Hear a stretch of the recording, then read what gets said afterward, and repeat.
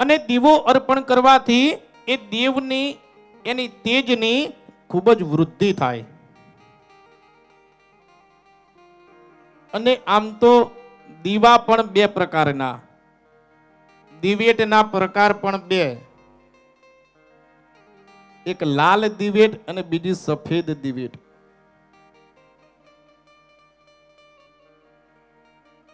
અને સફેદ દિવેટ જે છે એ હંમેશા ઘીમાં પ્રગટાવવી અને દેવની જમણી સાઈડ મૂકવી, અને લાલ દિવેટ જે છે એ ડાબી સાઈડ અને તેલમાં અર્પણ કરવી. અને દીવા જ્યારે પણ તમે અર્પણ કરો મહાદેવને કે કોઈ પણ દેવને,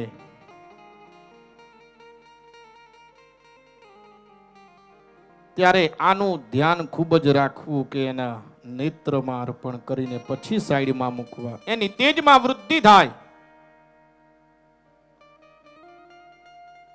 ડાબી બાજુ તેલનો દીવો રે, જમણી બાજુ ઘીનો દીવો રે. અને શક્ય હોય તો જે ભક્ત, શિવ ભક્ત આખો શ્રાવણ માસ જો અખંડ દીવો કરે તો મહાદેવ એને અગણિત સંપત્તિ અને એને આયુ આરોગ્ય પણ શ્રેષ્ઠ રહે. અખંડ દીવાનું ખૂબ મહત્વ છે. 4 નોરતા આવે, આપણે કાલે નોરતા છે,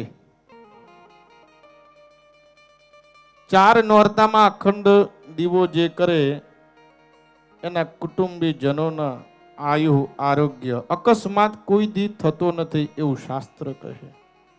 4 નોરતા ન કરો તો હાલે, ચૈત્રી અને આસો કરો તો બી, અને એમાં ચૈત્રી ન કરો તો પણ આસો કરવો. અખંડ દીવો માતાજીનો. અને દીવાનું ખૂબ મહત્વ છે. ખાલી દીવો અર્પણ કરવાથી શેની પ્રાપ્તિ થાય, શું ફળ મળે? માત્ર એક દીવો અર્પણ કરવાથી. દીવાનું મહાત્મ્ય શું છે? કેમ દેવને દીવો અર્પણ થાય? શિવ પુરાણની અંદર અદ્ભુત આનું ચરિત્ર છે, દિવ્ય ચરિત્ર, જે શ્રવણ કરતા જ મનુષ્યના દરેક પ્રકારના પાપ કર્મ દૂર થાય. ઇતિ શિવ પુરાણ મધ્ય લિખિતમ. કાંપિલ્ય નામના નગરમાં સોમ યજ્ઞ કરનારના કુળમાં યજ્ઞ દત્ત, જે સંપૂર્ણ વેદનો જાણકાર, એના ત્યાં એક પુત્ર રત્નનો જન્મ થયો, જેનું નામ હતું ગુણનિધિ. કાંપિલ્ય નામના નગરમાં સોમ યજ્ઞ કરનારાઓના કુળમાં યજ્ઞ દત્ત, જે ખૂબ જ પાંડિત્ય, વેદનો જાણકાર, શાસ્ત્રનો જાણકાર, પુરાણનો જાણકાર, એના ત્યાં એક પુત્રનો જન્મ, જેનું નામ ગુણનિધિ. ગત જન્મના કર્મના અનુસાર, પાપ કર્મના અનુસાર એ જાકટું કહેતા જુગાર રમતો અને વ્યસન પણ કરતો, અને ખૂબ જ એનો જીવ એ જુગારમાં આસક્ત.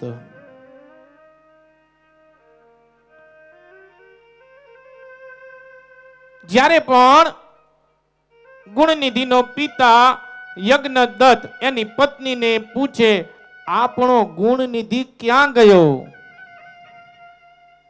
ત્યારે એ માં કહે, માનો જીવ હમણાં જ પૂજા કરીને ગયો, હમણાં જ એ ભણીને ગયો, એના મિત્ર વર્તુળ સાથે અત્યારે જ ગયો. જ્યારે યજ્ઞદત્ત પૂછે ત્યારે યજ્ઞદત્તની પત્ની એ હંમેશા એ ખોટું બોલે, જુઠ્ઠું બોલે.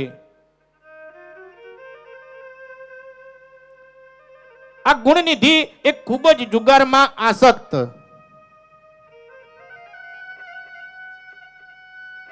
ઘરમાં જે પણ વસ્તુ એ વેચી નાખે. આ યજ્ઞદત્તને રાજા જે પણ ભેટ સોગાત આપે, દાન દક્ષિણા આપે, એ બધું જ કોઈને ખ્યાલ ના આવે એવી રીતે ઘરમાંથી ચોરીને ગુણનિધિ જુગારમાં બધું જ હારી જાય. આ યજ્ઞદત્તને ઘણી વસ્તુઓ ભેટ સોગાતમાં આવેલી. અનેક પ્રકારના વિવિધ દિવ્ય આભૂષણો, દિવ્ય વાસણો, દિવ્ય વસ્ત્ર, સાડી ઇત્યાદિ, સ્વર્ણ, રજત, સોનું, ચાંદી, દરેક વસ્તુ આ યજ્ઞદત્તને ભેટ સોગાતમાં રાજાએ આપેલી. પણ ગુણનિધિ બધું જ હારી જાય. એક દી યજ્ઞદત્ત રાજાના નમસ્કાર કરી પૂજા અર્ચના કરી ઘર તરફ પ્રયાણ કરતો હોય છે.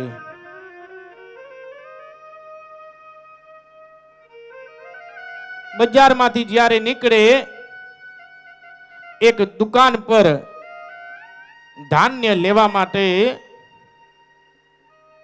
યજ્ઞદત્ત ઉભો રહ્યો અને ત્યાં એક જુગારી આવ્યો અને જુગારીના હાથમાં એને એક સોનાની વીંટી જોઈ.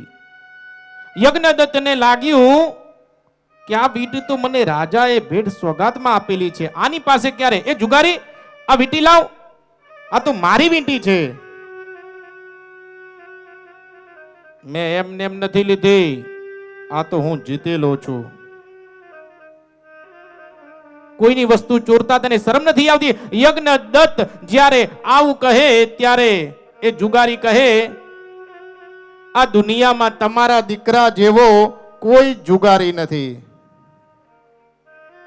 આવું સાંભળતા જ એને હૃદયમાં ખેદ થયો યજ્ઞદત્તને.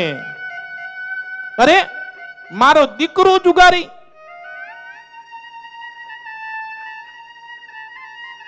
મોં નીચું કરીને હાલ્યો.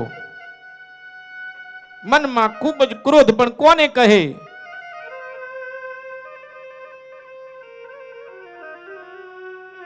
ઘરે આવીને એની પત્નીને કહે, મારી પેલી વીંટી ક્યાં ગઈ જે મને રાજાએ ભેટ સોગાત કરી હતી? પત્નીને ખ્યાલ આવી ગયો કે આમને ખબર પડી ગઈ કે દીકરો જુગારી છે. યજ્ઞદત્ત એટલો ક્રોધાયમાન એની પત્નીને કહે, આજથી હું મારા દીકરાનો ત્યાગ કરું છું,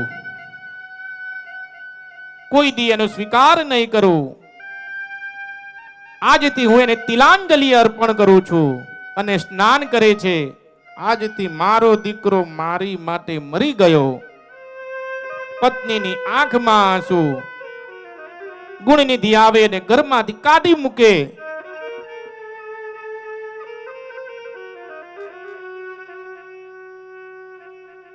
આંખમાં આંસુ ગુણનિધિના.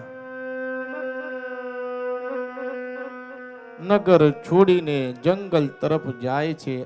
હવે હું શું કરીશ? મારામાં કાંઈ આવડત નથી. હું કેવી રીતે મારું ભરણ પોષણ કરીશ? મને કાંઈ જ્ઞાન નથી. ભૂખથી ખૂબ આકુળ વ્યાકુળ ગુણનિધિ.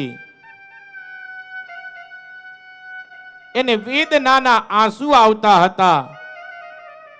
જે કાર્ય કર્યા પછી પ્રાયશ્ચિત સ્વરૂપે આંસુ આવે, જેને કહેવાય વેદનાના આંસુ. ખૂબ એને પશ્ચાતાપ થાય છે. એટલામાં એક પરિવાર વિવિધ પ્રકારના પકવાન લઈને ત્યાંથી નીકળે. એની સુગંધ આ ગુણનિધિને આવે. એને ખૂબ ભૂખ લાગી હોય છે, એ સ્વાર્થથી એની પાછળ પાછળ જાય છે. એ પરિવાર શિવાલયમાં જાય છે. એ પ્રદોષ છે. એ દિવસ એ પરિવાર દેવાદિદેવ મહાદેવની પ્રહરની પૂજા કરે. 2 પ્રહરની પૂજા. એક મંદિરના ખૂણામાં બેસીને એને ભક્તિથી આખી પૂજા જોઈ. એને મનમાં આવ્યું કે જ્યારે આ પૂજા પૂર્ણ થાય અને બધા સૂઈ જાય એટલે હું આ પ્રસાદ લઈ લઉં, જેથી મને ભૂખ લાગી છે, મને સંતોષ આય.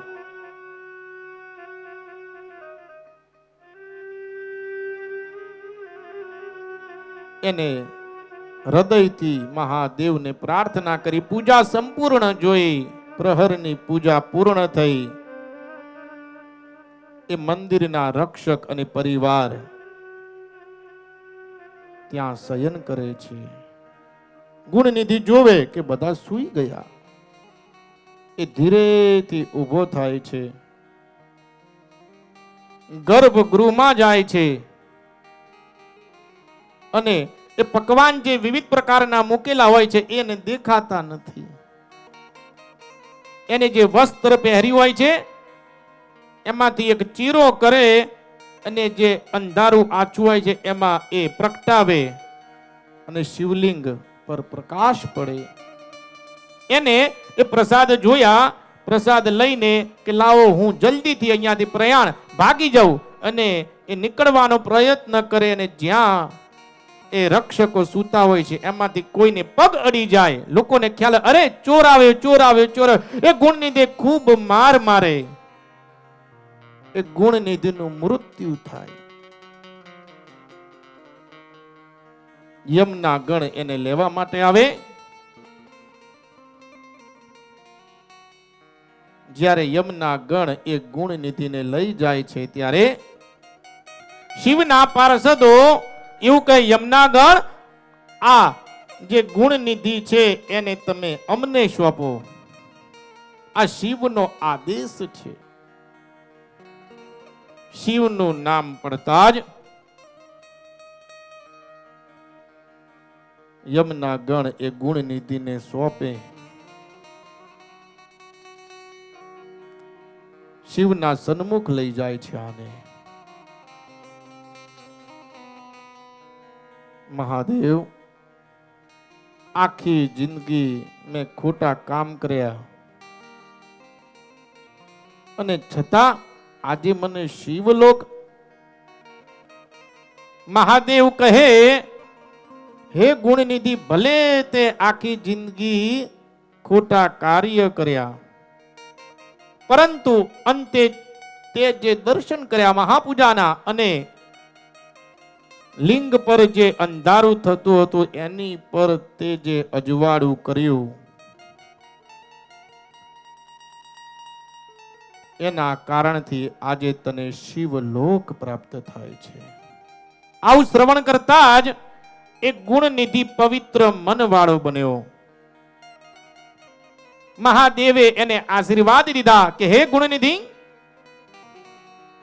હવે તું કલિંગ દેશનો રાજા થઈશ. અને ગુણનિધિનો જન્મ કલિંગ દેશમાં અર્દમને ત્યાં થાય છે. અર્દમ રાજા દિવસો વીતતા આ ગુણનિધિનો જન્મ ત્યાં થયો. અર્દમના ત્યાં અર્દમે એનું નામ રાખ્યું દમ. દમ ધીરે ધીરે મોટો થવા લાગ્યો. એક દી અર્દમનું મૃત્યુ થયું. કલિંગ દેશનો રાજા થયો દમ. એટલે આ ગુણનિધિ ગત જન્મમાં એને જે દીવો કર્યો અંત સમય અને શિવલિંગને જે પ્રકાશ આપ્યો એના કારણથી એને દીવામાં આસક્તિ થઈ. રાજા બનતા જ દરેક શિવાલયોમાં એ માત્ર દીવા જ કરાવે. આજુબાજુના ગામડામાં દરેક સ્થાન પર દરેક શિવાલયોમાં એ ખૂબ દીવા કરાવે, ખૂબ દીવા કરાવે, ખૂબ દીવા કરાવે. એ જ્યાં સુધી જીવ્યો ત્યાં સુધી માત્ર એને એક જ નિયમ લીધો, માત્ર દીવા કરાવવા, દીવા કરાવવા. અંતે એ દમનું પણ મૃત્યુ થયું અને અતિશય દીવામાં આસક્ત થવાના કારણે એ ગુણનિધિનો જન્મ અલકાપુરે સ્વામી કુબેરનો થયો. દીવાના કારણે અત્યારે આપણે જેને કહીએ કુબેર ભંડારી, એ જ ગુણનિધિ. શિવ માટે કોઈ થોડું પણ કાર્ય કરે તો અમુક સમય કાળે ચોક્કસ એ ફલદાયી છે. શિવ માટે જેને કાંઈ પણ કાર્ય કર્યું હોય, જેને તન મન અને ધન થોડું પણ શિવ માટે જેને અર્પણ કર્યું હોય, તો એના સમયે એના કાળે એને ફળ ખૂબ જ પ્રાપ્ત થાય જ છે, એમાં કોઈ સંદેહ નથી. જો મનુષ્યને આપણે રૂપિયા આપીએ તો વ્યાજ સહિત પાછા આપે, તો આ તો મહાદેવ છે. એની માટે તમે થોડું કાંઈ પણ કર્યું હોય એ કોઈ દી નિરર્થક જતું નથી, ચોક્કસ એ ફળદાયી છે. માટે મહાદેવને દીવા અર્પણ કરવા, શ્રેષ્ઠ દીવા. અને દીવાથી જેને દારિદ્ર્ય હોય, દરેક પ્રકારે દારિદ્ર્ય, એને તો દીવા અવશ્ય મહાદેવને અર્પણ કરવા. દીવાનો ખૂબ મહત્વ. વિચારો, દીવામાં આસક્તના કારણે જો કુબેર ભંડાર એના ભરેલા રહે, અદ્ભુત એનું ફલદાયી છે. મહાદેવને નૈવેદ્ય, શિવજીને સારું નૈવેદ્ય ખવડાવવું.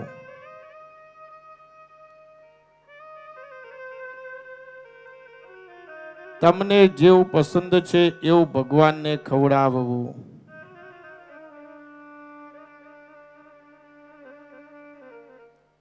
મહાદેવને ખૂબ પ્રિય માલપુઆ.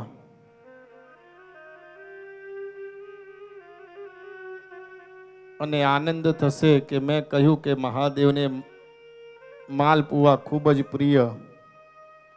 શિવ વિવાહના દિવસે આપણે દરેકને પ્રસાદ માલપુઆનો છે. અહીંયા આ સાઈડ અવાજ બહુ થાય એટલે કોન્સન્ટ્રેટ બહુ આગું પાછું કરવું, એટલે અહીંયા અવાજ ના થાય એની કૃપા. આ સાઈડ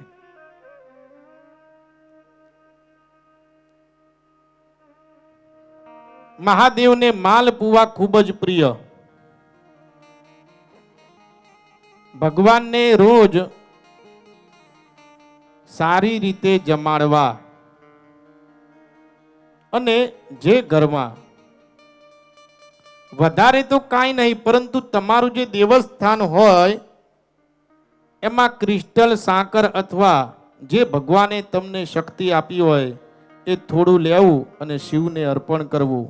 તમારા કુળદેવી કુળદેવને અર્પણ, જે પણ તમારા દેવસ્થાનમાં હોય એને અર્પણ કરવું. અને 5 વાર પ્રાણાય નમઃ, અપાનાય નમઃ અથવા ઓમ નમઃ શિવાય અથવા જય માતાજી બોલીને અર્પણ કરવું. અને પછી એ પ્રસાદ તમે ઘરના દરેક સભ્યને આપો તો એનાથી ખૂબ અસર સારી થાય. પ્રસાદમાં એ સાત્વિકતા છે, દરેકના મન એ મળેલા રહેશે, આરોગ્ય શ્રેષ્ઠ રહેશે. ભગવાનને રોજ નવું નૈવેદ્ય જમાડવું, એના એ કાજુ બદામ ના ધરાવવા. એના એ નૈવેદ્ય જે ધરાવે એ શાસ્ત્રમાં લખેલું છે, મહાપાતક નામનો દોષ લાગે. ચડે ઘોડે આવી રે બધાનું.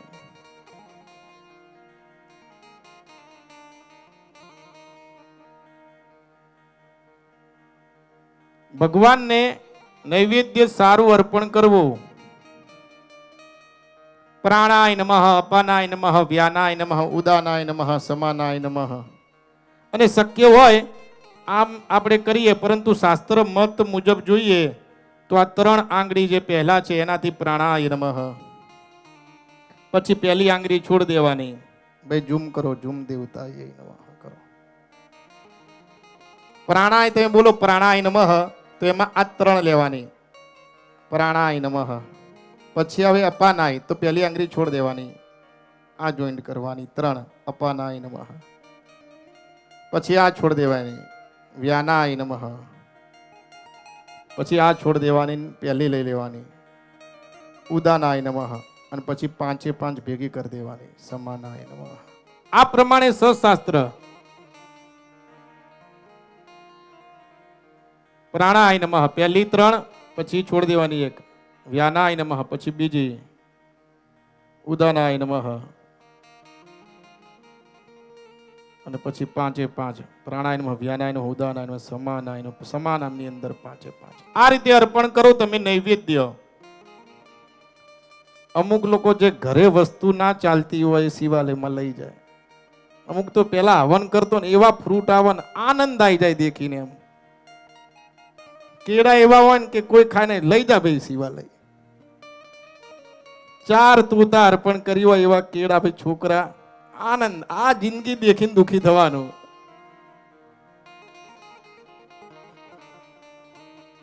શિવ નૈવેદ્ય એક અડધું અર્પણ કરો, પરંતુ સારું અર્પણ કરો જેવું તમને પસંદ છે. જો તમને ને મને ખ્યાલ આવે કે દાળમાં મીઠું વધારે છે, એ તો આખા જગતનો સ્વામી છે. એને ખબર નહીં પડે કે ખાય છે શું અને મને અર્પણ શું કરે છે. એની જોડે બુદ્ધિ ચલાવવાની. ગમે એટલું ભેગું કર્યું હોય, 8 વાગે સમાચાર આવે 500,000 બંધ, હિસાબ બધા જ પૂરા થઈ જાય. ભગવાન સાથે કોઈ દી છેતરપિંડી ન કરવી, કાં તો અર્પણ ના કરવું, પણ હલકું નૈવેદ્ય તો અર્પણ ના જ કરવું. મહાપાતક નામનો દોષ લાગે, એ તો જગતનો નાથ છે, બાપ છે. અદ્ભુત વિષય કે શિવ નૈવેદ્ય ગ્રહણ કરાય કે નહીં. લોકોને એવું લાગે કે શિવનું ના ખવાય, શિવનું ના લેવાય. તો એ વિષય શું છે, સત્ય શું છે? ભગવાન શિવનું નૈવેદ્ય, એના દર્શન કરવાથી દરેક પાપોમાંથી મુક્તિ મળે, માત્ર દર્શન કરવાથી. અને જે શિવ નૈવેદ્ય ખાય એને કરોડો પુણ્યની પ્રાપ્તિ થાય છે. શિવ નૈવેદ્ય ખવાય અને જે ઘરમાં શિવ નૈવેદ્યનો પ્રચાર થાય તે આખું ઘર પવિત્ર થઈ જાય છે. અને શિવ નૈવેદ્ય જ્યારે અહીંયાથી પ્રસાદ પ્રાપ્ત થાય, સૌ પ્રથમ મસ્તકે સ્પર્શ કરવો અને ત્યારબાદ ગ્રહણ કરવો અને હર્ષથી ખાવું. શિવ નૈવેદ્ય ગ્રહણ કરી શકાય, ખાઈ શકાય. જે ભક્ત શિવમાં માનતા હોય એને કોઈ દી એનો અનાદર ન કરવો.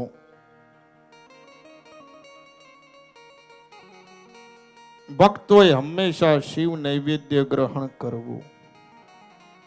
એ ભક્તો શાલિગ્રામ, પારો, પથ્થર, ચાંદી કે સોનાના શિવલિંગના દેવો અને વિદ્વાનોએ જે પ્રતિષ્ઠા કરેલી હોય એ દરેક શિવલિંગનું નૈવેદ્ય ગ્રહણ કરી શકાય, ખાઈ શકાય. અને એ તમે કોઈ પણ શિવાલયનું તમે એ ગ્રહણ કરેલી હોય તો એને ચાંદ્રાયણ વ્રત જેટલું પુણ્ય મળે. ચાંદ્રાયણ વ્રત એટલે ગમે તેટલા મોટા પાપો હોય એમાંથી દૂર કરનારું કોઈ વ્રત હોય તો એને કહી શકાય ચાંદ્રાયણ. એ ચાંદ્રાયણ વ્રત એવી રીતે કરાય કે એકમ હોય શુક્લ પક્ષ, તો એકમે એક જ કોળીઓ ખાવાનો, બીજે 2 ચડતા ક્રમમાં એક વધારતો જવાનો, અને પછી ઉતરતા ક્રમમાં એને ચાંદ્રાયણ વ્રત કહેવાય. જે શિવ નૈવેદ્ય એકવાર ગ્રહણ કરે એને ચાંદ્રાયણ વ્રતનું પુણ્ય પ્રાપ્ત થાય. પરંતુ જ્યાં ચંડનો અધિકાર હોય ત્યાં નૈવેદ્ય ગ્રહણ નથી થતું. તો આ ચંડનો અધિકાર કઈ જગ્યાએ,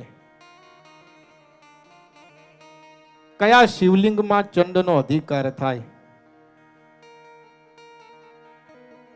જ્યાં માટીનું શિવલિંગ હોય, જ્યાં કાષ્ટનું શિવલિંગ હોય ત્યાં ચંડનો અધિકાર થાય. પરંતુ પથ્થરમાં, પારામાં, શાલિગ્રામમાં, સોનામાં, ચાંદીમાં, વિદ્વાનોએ પ્રતિષ્ઠા કરી હોય એમાં, દેવોએ પ્રતિષ્ઠા કરી હોય એમાં, અને જ્યોતિર્લિંગમાં ચંડનો અધિકાર નથી. એ દરેક ગ્રહણ કરી શકાય. માત્ર માટી અને કાષ્ટ એમાં ચંડનો અધિકાર હોય એટલે એ ન ગ્રહણ કરી શકાય. લોઢા કે ધાતુના શિવલિંગમાં ચંડનો અધિકાર નથી, માટે એ ગ્રહણ કરી શકાય. શિવલિંગને નવડાવ્યા પછી જે મનુષ્ય 3 વખત આચમન કરે એ જલનું, એને દરેક પાપોમાંથી મુક્તિ મળે. અને શિવ પુરાણના અનુસાર કોઈ બી શિવલિંગને તમે જ્યારે અર્પણ કરેલું હોય એ વસ્તુ તમે શાલિગ્રામને સ્પર્શ કરી દો તો દરેક વસ્તુ પવિત્ર થઈ જાય. તમે એને ગ્રહણ કરી શકો છો. કોઈ બી શિવજીને તમે ગ્રહણ કર્યું હોય, ભગવાન વિષ્ણુનું તમે સ્મરણ કરો, સ્પર્શ કરો, તમે એને ગ્રહણ કરી શકો. 100% શુદ્ધ થઈ જાય. દેવનું ઉચ્છિષ્ટ જ્યારે શિવજીને તમે નૈવેદ્ય જમાડો, એમાંથી થોડું નૈવેદ્ય લઈને ઈશાન ખૂણાની અંદર મૂકવું, એને ઉચ્છિષ્ટ કહેવાય. કે દેવના જે ગણ હોય એ એનું નૈવેદ્ય કહેવાય. જેમ બાપુને સાચવો ને એમના સંગીતકારોને એમની ટીમને સાચવો, એવી રીતે નૈવેદ્ય થોડું લઈને ઈશાનમાં મૂકવું. ભગવાન વિષ્ણુનું ઉચ્છિષ્ટ નૈવેદ્ય વિશ્વક્સેન નામનો એ ગ્રહણ કરે. અને મહાદેવનું કોણ ગ્રહણ કરે? તો ચંડેશ્વર. એ દેવનું નામ ચંડેશ્વર. મહાદેવનું ઉચ્છિષ્ટ નૈવેદ્ય એ ચંડેશ્વર ગ્રહણ કરે. ભગવાન સૂર્યનું ચંડાસુ, ભગવાન ગણેશનું વક્રતુંડ, અને શક્તિ માં ભગવતી, ઉમિયા, ઉમા, માં અંબા, એનું નૈવેદ્ય ચાંડાલી ગ્રહણ કરે. એવું મંત્ર મહોદધીમાં શ્રેષ્ઠાથી શ્રેષ્ઠ વર્ણન છે. ભગવાન શિવને તમે જે નૈવેદ્ય મૂકો એમાંથી થોડું લઈ ઈશાનમાં મૂકવું, એટલે બંને તૃપ્ત, અને બધા તૃપ્ત એટલે આપણું જીવન પણ તૃપ્ત થાય ને થાય છે. મહાદેવની આરતી.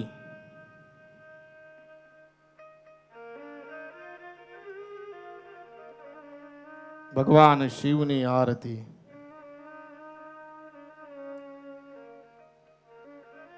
આરતીના પણ પ્રકાર છે. દેવના પગમાં 4 વખત આરતી થાય, 4 વાર આરતી કરાય. નાભી પ્રદેશમાં 2 વાર, મુખ પ્રદેશમાં 1 વાર, અને 7 વાર સર્વ અંગમાં. અને આરતીમાં હંમેશા ધ્યાન રાખવું કે એક દિવેટથી ન કરવી. 5, 11, 21, 51 અથવા 108. અને આનંદ થાય કે 9 દી આપણે 108 દીવાથી અહીંયા આરતી, એના દર્શન તમે કરો છો, અદ્ભુત એનું પુણ્ય.